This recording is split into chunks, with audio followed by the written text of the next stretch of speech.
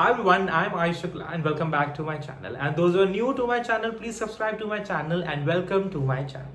आज मैं आप लोगों को मैनिफेस्टेशंस के बारे में कुछ चीज़ें बताने वाला हूँ। तो एक मेरे चैनल पे वीडियो पहले आ चुका है जिसमें मैंने हाउ टू मैनिफेस्ट करने के बारे में आपको बताया, जिसमें मैंने बताया है काफ़ी सारी चीज़ें कि एग्जैक्टली प्रोसेस क्या होता है किसी भी चीज़ को मैनिफेस्ट करने के लिए। तो आज की वीडियो में हम लोग बेसिकली फोकस करेंगे मैनिफेस्टेशन के लिए, जो कि काम करेगा हमारे एग्जाम्स के लिए। तो अगर आपको कोई भी एग्जाम्स है या आने वाला है, चाहे वो स्कूल का एग्जाम हो, चाहे कॉलेज के हमारे एग्जाम्स जो कि सेमेस्टर एग्जाम्स होते हैं, मिड सेम या एंड सेम, या फिर कोई गवर्नमेंट एग्जाम की तैयारी आप कर रहे हो, या फिर कोई गवर्नमेंट एग्जाम आपका इन फ्यूचर है, तो उन सभी के लिए हम लोग जो मार्क्स चाहते हैं या हम लोग जो भी सिलेक्शन चाहते हैं उसके लिए हम लोग मैनिफेस्ट करेंगे और उसके प्रोसेस को देखेंगे कि हम लोग कैसे उसको अच्छे से मैनिफेस्ट कर सकते हैं कि आपने जो अपने मन में ठान लिया, फॉर एग्जाम्पल कुछ परसेंटेज आपने ठान ली, ना सिर्फ कि मैं एग्जाम क्लियर करूंगा या मुझे इस पोस्ट पे जॉब मिलेगी अगर गवर्नमेंट एग्जाम है तो, या फिर अगर कोई स्कूल का एग्जाम है तो मैं इसको इस तरीके से पास करूंगा। एग्जैक्ट परसेंटेज पॉइंट्स भी अगर आप लिखते हैं, तो अगर आप अच्छे से मैनिफेस्ट करते हैं तो उससे कम तो नहीं, उससे ज़्यादा ही आपको ज़रूर मिलेंगे।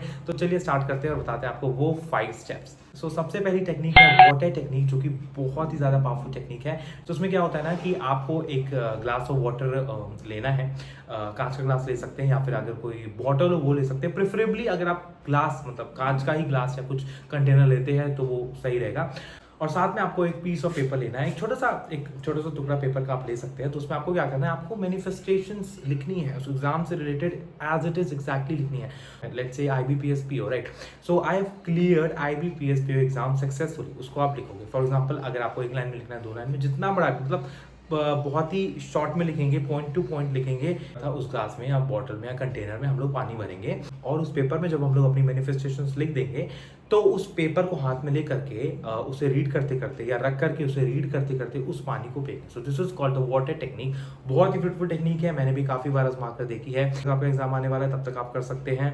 या ये थोड़ा सा मतलब बहुत ज्यादा डिफिकल्ट नहीं है, मतलब रोज आपको 1 गिलास पानी पीना है। आपको ऐसा सोचना है कि उस पानी में जब उस ग्लास में सारी पॉजिटिव एनर्जीज आ रही हैं, सारी एनर्जीज यूनिवर्स की आ रही हैं, जो आपको सिर्फ और सिर्फ हेल्प कर रही हैं आपका एग्जाम क्लियर कराने में बहुत ही अच्छे तरीके से। तो नेक्स्ट जो टेक्निक है मैं बताने वाला हूँ उसका नाम है 555 टेक्निक। जी हाँ, इसको आप 555 या 555 टेक्निक भी बोल सकते हैं। तो उसमें क्या होता है कि आपको सिर्फ एक बार, लाइक फॉर एग्जांपल एक एग्जाम के लिए सिर्फ एक बार ही इस रेमेडी को करना है। उसमें क्या करना है कि आपको जो एक विश है अपने एग्जाम से रिलेटेड, उसके लिए कोई टैगलाइन या छोटा सा सेंटेंस चूज करना है। फॉर एग्जाम्पल अगर मुझे नीट PG एग्जाम क्लियर करना है तो मैं एक टैगलाइन बनाऊंगा कि I have cleared NEET PG exam successfully. आप चाहें तो जैसे प्लेसमेंट एक तरीके से एग्जाम्स ही तो है, एक टेस्ट ही तो है जिसमें आप बाकी बच्चों के साथ बैठते हो। तो कंपनीज भी आपको टेस्ट ही तो करती है ना, तो आप फॉर एग्जाम्पल लिख सकते हो कि एक एफर्मेशन बना सकते हो इस तरीके से कि आई वांट या I will get this company, उस कंपनी का नाम प्रॉपर है ना।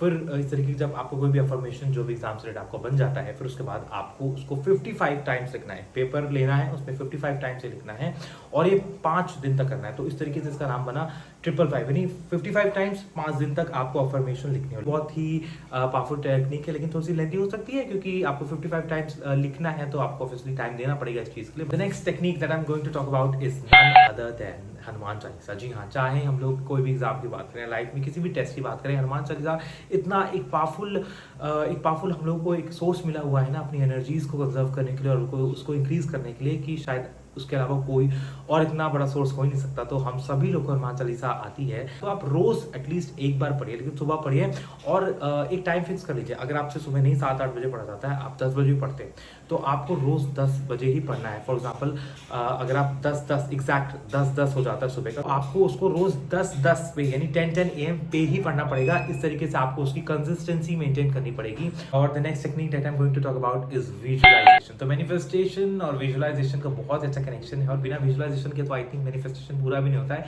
मैनिफेस्टेशन का वन ऑफ द प्रोसेस भी विजुअलाइजेशन है। तो विजुअलाइजेशन मतलब आपको विजुअलाइज करना है अलॉन्ग विथ वो जितने भी ग्राफिक्स, ऑडियो, वीडियो, जितना भी मन में आप कर सकते हो, सारी अच्छी तरीके से उसको विजुअलाइज करना है, यानी उसको एक तरीके से इमेजिन करना है, ऑब्जर्व करना है कि आपको आप जो चाहते हो, जो मैनिफेस्ट कर रहे हो वो हो चुका है। फॉर एग्जाम्पल अगर हम लोग एग्जाम्स की बात करते हैं तो आपको मैनिफेस्ट करना है, आपको विजुअलाइज करना है कि आपने वो एग्जाम ऑलरेडी क्लियर कर दिया है। तो फॉर एग्जाम्पल अगर कोई से UPSC का एग्जाम है, राइट, UPSC CSC यानी सिविल सर्विसेज का एग्जाम है, तो अगर उसको कोई विजुअलाइज करेगा तो कैसे कर सकता है कि मेरा एग्जाम क्लियर होने के बाद मैं मेंस लिखूंगा, मेंस लिखने के बाद मेरा इंटरव्यू होगा, तो मैं इंटरव्यू में कैसे जाऊंगा, इंटरव्यू में कैसी ड्रेसेस पहनूंगा, और यूपीएससी की जो प्रीमाइसेस है वहाँ पे जाऊंगा, एक फोटो तो खिंचाऊंगा, ये सब खिंचवाते हैं। तो इस तरीके से आपको विजुअलाइज करना है। फिर उसके बाद और विजुअलाइजेशन को आगे लेकर के जाना है कि हाँ सब कुछ हो जाएगा तो मेरिट लिस्ट आएगी। तो जो मोमेंट होगा मेरिट लिस्ट आने का वो कैसा होगा, मैं अपने पेरेंट्स के साथ शेयर करूंगा। वो जो एक सक्सेस की जो कहते हैं ना एक वैल्यू होगी वो कैसी होगी, उसको विजुअलाइज करना। फिर उसके बाद आप लबासना जाएंगे, फॉर एग्जाम्पल अगर आप ट्रेनिंग के लिए जा रहे हैं तो आपको उसको विजुअलाइज करना है कि आप कैसे मसूरी के रास्ते होते हुए आप लबासना जाएंगे, वहाँ अपनी ट्रेनिंग करेंगे। तो from basic to very advance, मतलब बिगनिंग टू एंड या beginning to whatever forward thing it is, आपको उसको विजुअलाइज करना है और विजुअलाइज बड़े अच्छे से करना है कि हाँ वो चीज़ आपके साथ ऑलरेडी हो चुकी है। तो मैं एक अपना एग्जांपल इसमें देना चाहूँगा। तो जब मैं देहरादून में था और अपने यूनिवर्सिटी में प्लेसमेंट्स हो रहे थे, तो समबडी सेड, तो मेरे क्लासमेट ने ही बोला था मेरे बारे में कि अगर हमारे बैच में किसी की प्लेसमेंट सबसे पहले लगेगी तो वो ये है, मतलब मेरे बारे में बोला था कि आयुष की लगेगी। एंड आई थिंक वो 1 साल पहले हुआ था, हम लोग प्लेसमेंट से बैठे, फिर 1 साल बाद घूम करके जब हम लोग प्लेसमेंट से बैठे तो his remark or statement was too correct. I was the first one or the first student in my batch, मेरे MCA बैच में जिसकी पहली प्लेसमेंट लगी थी। So that worked. तो वो सिर्फ एक कहना और होना, that was not the entire process. मैंने बहुत विजुअलाइज किया था, अच्छे से वर्क करेगा अगर आप इसको करते हैं ब्रह्म मुहूर्त के टाइम, क्योंकि ब्रह्म मुहूर्त के टाइम जो एनर्जीज होती हैं वो बहुत ही हाई होती हैं, जो सुबह का हमारा टाइम होता है। अगर आप इनकेस नहीं कर पा रहे हैं तो उठने के बाद, सुबह उठने के बाद और रात में रात में सोने से पहले आप ये विजुअलाइजेशन कर सकते हैं। बट एक टिप मैं अपनी तरफ से देना चाहूँगा, क्योंकि मैं इतना स्पिरिचुअल हूँ, तो अपनी स्पिरिचुअल जर्नी को देखते हुए एक टिप ये है कि अगर आप कोई भी गवर्नमेंट एग्जाम की, कोई भी एग्जाम्स की, आप स्टूडेंट कोई भी एग्जाम्स की तैयारी कर रहे हैं, तो आपको लेट तक सोना it's a sin for you guys. तो अगर आप वैसे तो द एक्चुअल प्रोसेस कि आप सूर्य से पहले उठ जाएं, बट अगर नहीं उठ पा रहे हैं तो ज़्यादा से ज़्यादा 7-8, उससे ज़्यादा लेट तो इनकेस नहीं भी एक स्टूडेंट को उठना चाहिए, क्योंकि ये हमारी सक्सेस की जर्नी में बहुत ही ऑब्स्टिकल क्रिएट करता है। और एक और एस्ट्रोलॉजिकल टिप भी आपको देना चाहता हूँ, जो सुबह उठ करके जब सूर्य राइज हो रहा है उस टाइम पे बहुत इंपॉर्टेंट है कि आप सूर्य को जल दें। अगर नहीं हो पा रहा है, थोड़ा सा लेट भी हो सकता है, बट ज़्यादा लेट ना करें 8-9 बजे के बाद। Last and final technique for manifesting your exams is do actions. तो भाई मैनिफेस्टेशन तो मैंने पहले भी बताया, वो कोई भी एक्शन के बिना नहीं हो सकता है। एग्जाम्पल लेते हैं कि आपको कोई एग्जाम क्लियर करना है, फॉर एग्जाम्पल आपको सीए का एग्जाम क्लियर करना है, या चलो आपको ऐसे कोई भी गवर्नमेंट रैंडम कोई बैंक का एग्जाम है आपको क्लियर करना है, कोई मिनिस्ट्री का एग्जाम आया है आपको उसमें कोई पोजीशन के लिए क्लियर करना है। अब अगर आप एक्शन नहीं लेते हैं, बहुत ही फॉरमोस्ट पहला एक्शन कि आप जाकर के वो जो फॉर्म्स आते हैं एप्लीकेशन के, आप उनको ही नहीं भरते हैं, कोई भी रीजन हो सकता है XYZ, तो आपने अपने एक्शन को तोड़ा, आपने अपना एक्शन नहीं किया। तो जब आपका एक्शन ही नहीं हुआ तो आप मैनिफेस्ट करते रहो, कैसे हो जाएगा?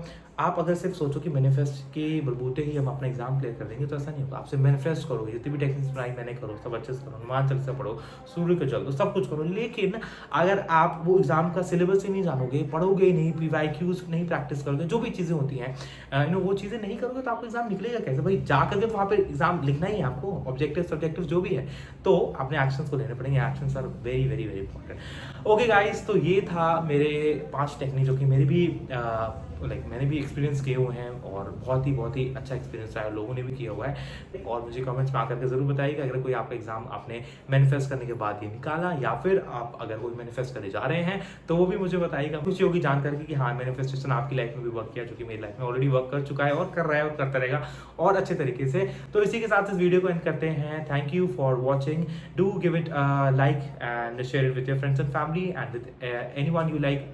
This video is important too. Also give your valuable comments and subscribe to my channel if you haven't already. So see you in the next video very soon. Bye.